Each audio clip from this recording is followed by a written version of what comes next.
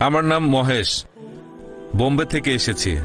আমি গত 6 বছর ধরে দুবাই আর অন্যান্য দেশে আপনার লেকচার শুনতে গিয়েছি। আজকেও আপনি খুব সুন্দরভাবে বিভিন্ন বিষয় নিয়ে কথা বললেন। আমি খালিস টাইমসে ইসলামিক ফোকাস নিয়মিতভাবে পড়ি, আর আমি পবিত্র কোরআন পড়েছি যখন সৌদি আরবে ছিলাম। আপনি কি একটু ব্যাখ্যা করে বলবেন যে তাকওয়া জিনিসটা আসলে কি, আর কুরআনের সূরা আল ফাতিহা? ভাই মাশাআল্লাহ, ভাই মহেশ বোম্বে থেকে এসেছেন, আমিও থাকি বোম্বে। আপনি আমার লেকচার শুনছেন 6 বছর ধরে। আরেক বোনও বললেন মাশাআল্লাহ, তিনিও কয়েক বছর ধরে আমার লেকচার শুনছেন।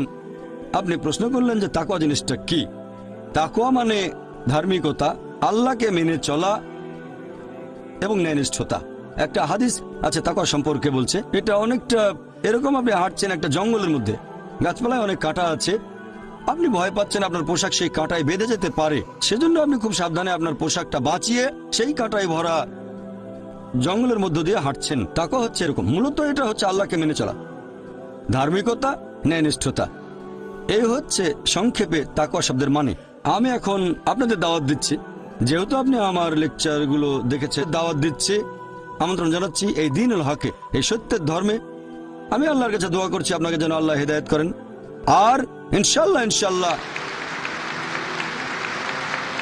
আল্লাহ তাআলা যেন আপনাদের হেদায়েত করেন, আপনিও যেন তাকওয়া অর্জন করতে পারেন, মানে আল্লাহকে মেনে চলা আর ধার্মিকতা। আশা করি উত্তরটা পেয়েছেন।